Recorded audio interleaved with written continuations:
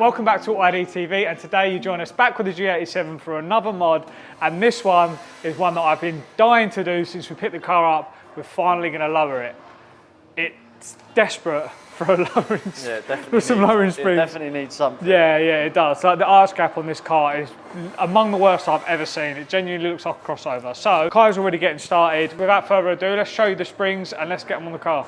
So, what do we have here then, Jack? Right, so whilst Kai's busy getting the springs off the car downstairs, we've actually got a set of G82 and G80 lowering springs from iBack. Now these aren't rated for the G87, they'll have different spring rates and things like that, but for what we're using them for, I think they're gonna do what we want. They're gonna lower the car, and they're not ideal, but that's all right as well, because, fingers crossed, because we are also going to be working with iBack to develop our own spring later on down the road. So these are literally a short-term solution for us. Get us some lows, hopefully don't affect the dynamics of the car too much, and obviously I'm going to give you my honest feedback. If they work really well, then maybe they're a good option for customers, but if they don't, then obviously we know why. Me and Nath were just chatting off camera because I thought I'd mention a little bit more about what we're doing with iBack. They're going to be coming down to our facilities, they're going to be measuring up our M2, and we're going to kind of be working with them closely to develop what is going to be the perfect sort of stance and fitment for the M2. So we're going to go through a load of different options in terms of spacers and wheels and whatever else, but ideally just get to the perfect spec for like an OEM plus drop on the car. So yeah, that's exciting, that's going to be coming up, and there should hopefully be some stuff ready in the next sort of 2-3 months. So yeah, we'll see how we get on. But yeah, I thought I'd give you an update on that. So as you can see, these springs have magically disappeared. That's because Kai is cracking straight on. So without further ado, let's leave him to it.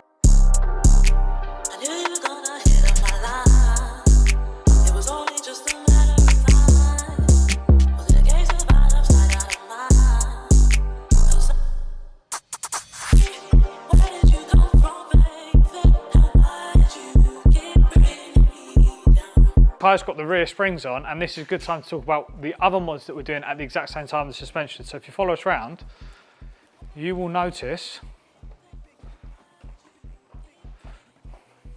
some nice studs sitting out the side there.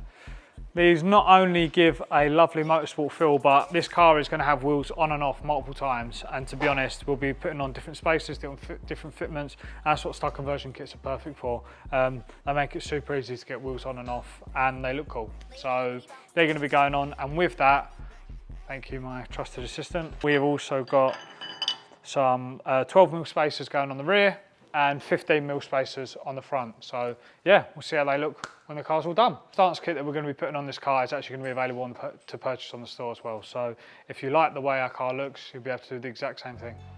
Also, we have just noticed on this rear damper, that is a part number for the G81. So our theory about everything working between the G81, G82, G80 seems to be ringing true, but there's only one way to find out.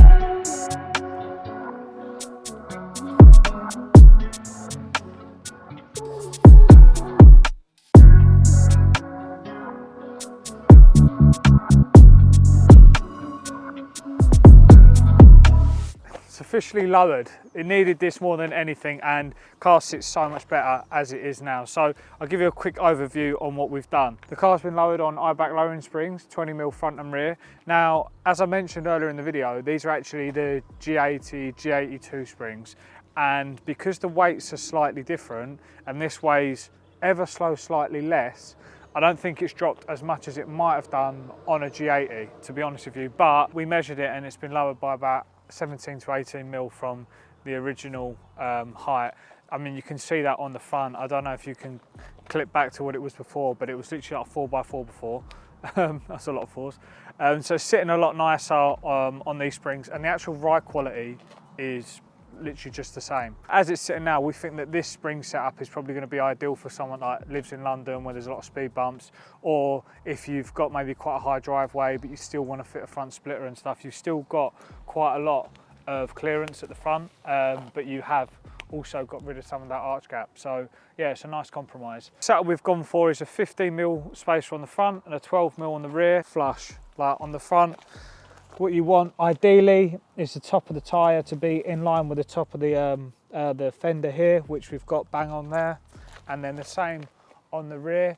I reckon on the rear you could maybe go to a 15. Yeah, definitely. Potentially, if you wanted to go for a bit more of an aggressive setup. But again, this is keeping that